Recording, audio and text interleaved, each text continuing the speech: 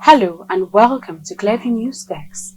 We're reaching you live from Nigeria's capital city, Abuja. I am Florence Joshua. Welcome.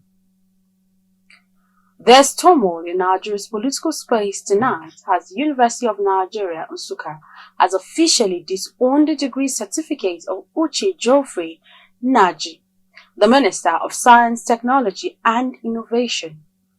In a letter dated October 2, 2025 and signed by Vice-Chancellor Professor Simon Orotunaya, the university confirmed that Naji never graduated from UNN, directly contradicting claims he made before the Senate during his ministerial screening in 2023.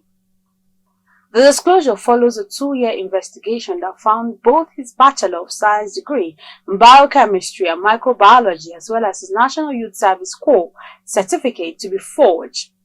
Investigators discovered glaring inconsistency, including an NYSC certificate signed by an officer who wasn't even in office at the time it was purportedly issued. The revelation has reignited public outrage and renewed calls for a full-scale probe into certificate scandals among public officials. The minister has yet to issue an official response. The father of late Arise TV presenter Somtochukwu Christella has spoken about the unbearable pain of losing his daughter, describing her death as a piercing arrow to the heart.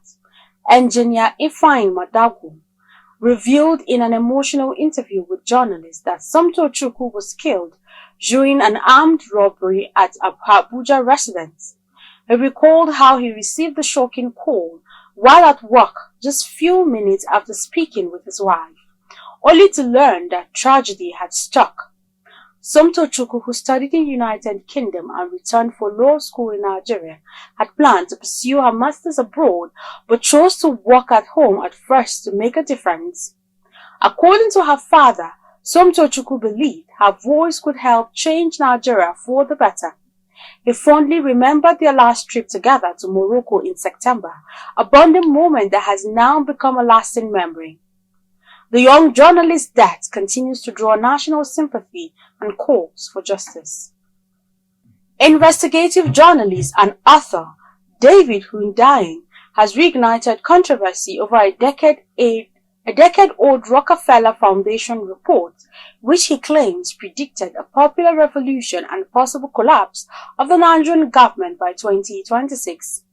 And a series of posts on his verified X account, Hundain's referenced the Foundation's 2010 lockstep scenario document, which envisioned widespread public unrest in Nigeria, fueled by systemic corruption, cronyism, and deep-seated frustration among citizens.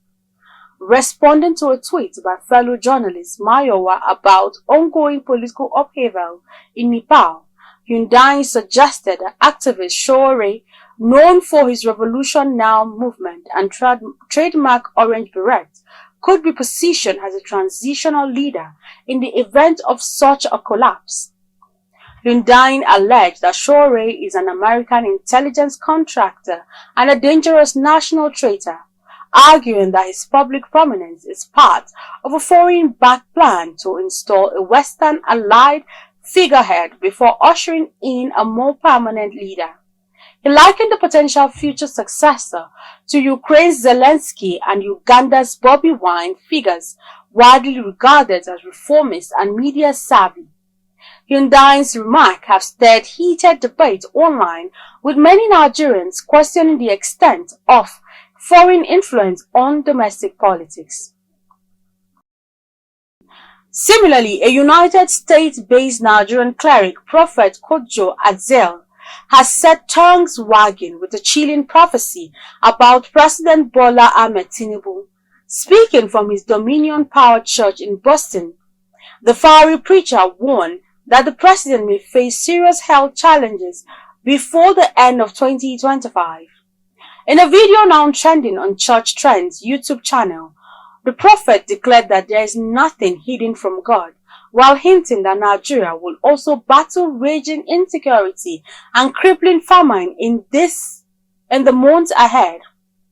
This bombshell revelation comes just weeks after another cleric, Primate Elijah Ayodele, claimed that 3 unnamed politicians have the divine edge to unseat Tinubu in 2027 presidential race. As these prophecies flood social media, Nigerians are asking, are these mere coincidences or a divine warning of things to come? From the pulpit to the political stage, the battle of prophecy is heating up, and the nation watches, wondering whose word will stand. False rape allegations have become a recurring controversy within Nigeria's media space in recent years, sparking heated debates about accountability, justice, and the damage such claims can cause to the accused. While genuine cases of sexual violence remain a serious social concern, false accusations threaten to undermine efforts aimed at protecting survivors and ensuring justice.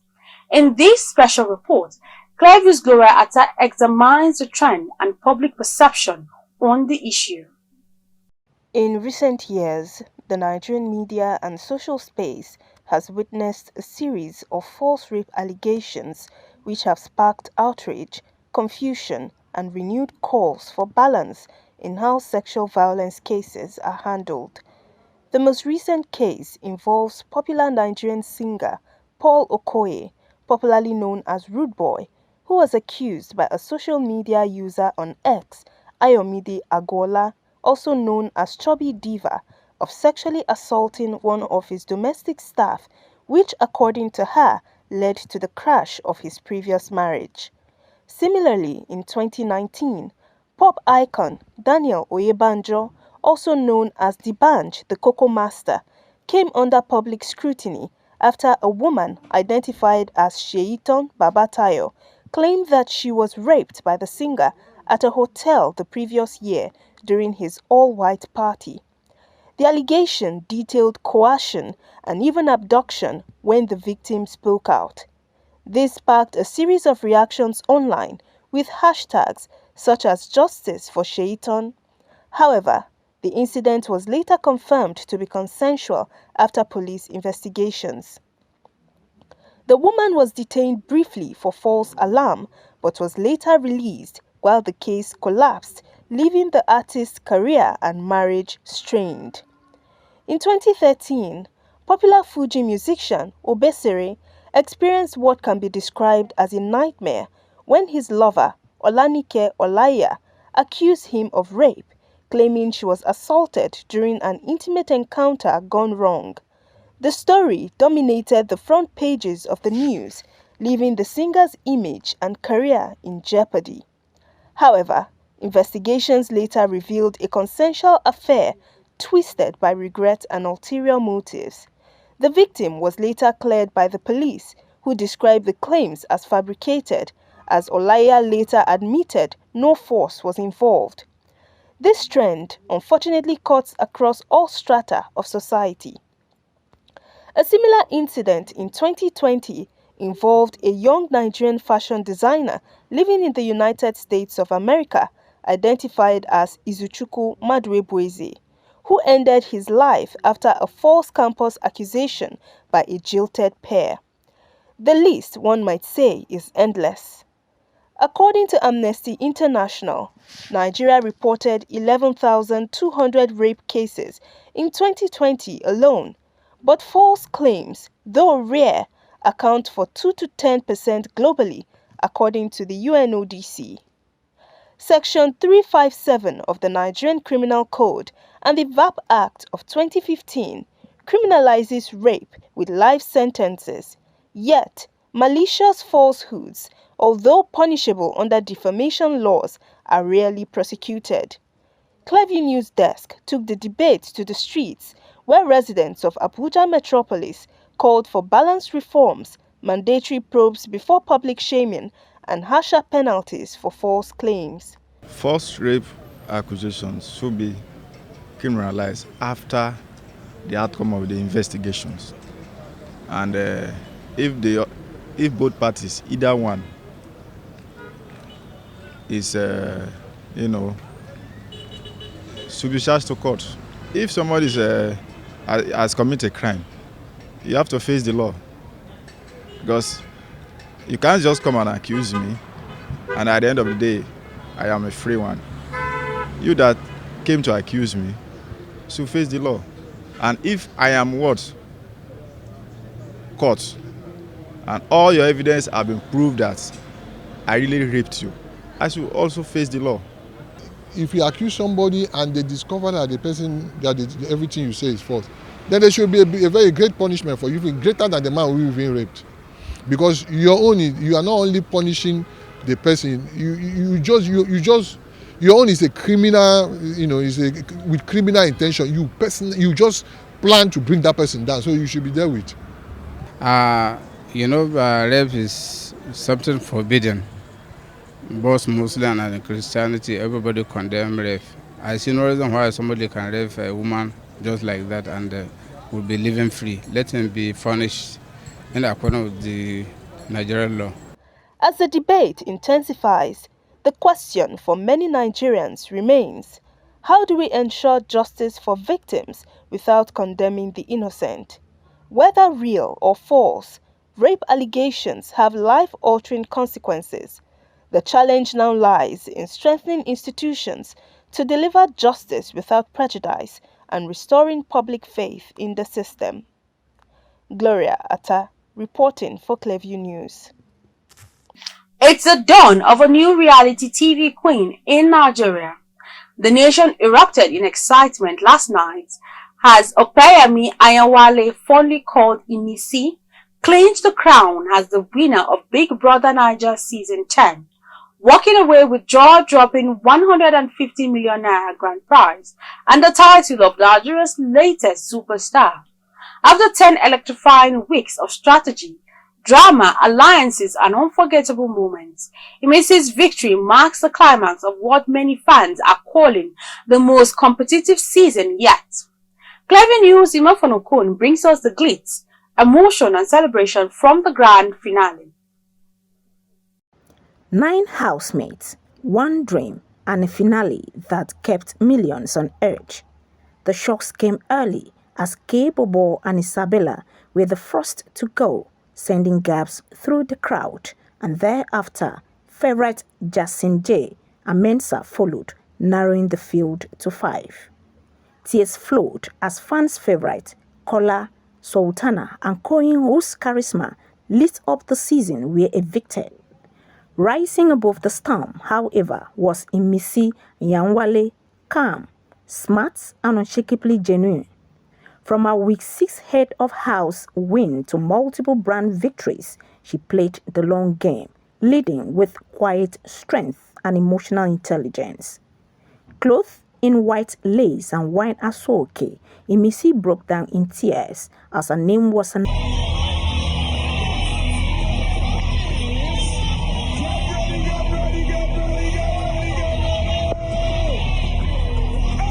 Money to Fina, Mercy to Ilebaye. Big Brother Naija has made stars, and now Imisi takes her place among them. A calm storm turned national sensation and Nigeria's newest millionaire. Imifonokun reporting for Clearview News. Fresh controversy is brewing around the Minister of the Federal Capital Territory, Wike, as social media activist Yemi petitions President Bola Tinubu over what he calls a glaring case of unexplained wealth. The petition follows reports from U.S. public records alleging that Wike and his family acquired a $2 million mansion in Florida. A document reportedly obtained by journalists recently shows that the property located at 113 Spring Creek Lane, Winter Springs, was purchased in March 2025 and registered in the names of Wike's wife, Justice Eberechi Wike, and their children. Sources allege the minister deliberately excluded his name from the deal to sidestep asset declaration laws. The 2-story property, built in 1997, has since raised eyebrows, with critics questioning how a public officer earning about 7.8 million naira a year could afford such luxury abroad. The controversy deepens as Justice Wike's name appears on the paperwork potentially breaching the code of conduct for judicial officers, which warns against any act that may suggest impropriety. From a Florida mansion to Abuja politics, these latest petitions could once again test the administration's stand on accountability and transparency. And that's the news. You can follow up on latest events and happenings around you via social media platforms on Facebook, Instagram and YouTube at Clearview News Desk or via handle on X, formerly known as Twitter at Clearview Online. Many thanks for watching. I am Florence Joshua. Bye for now.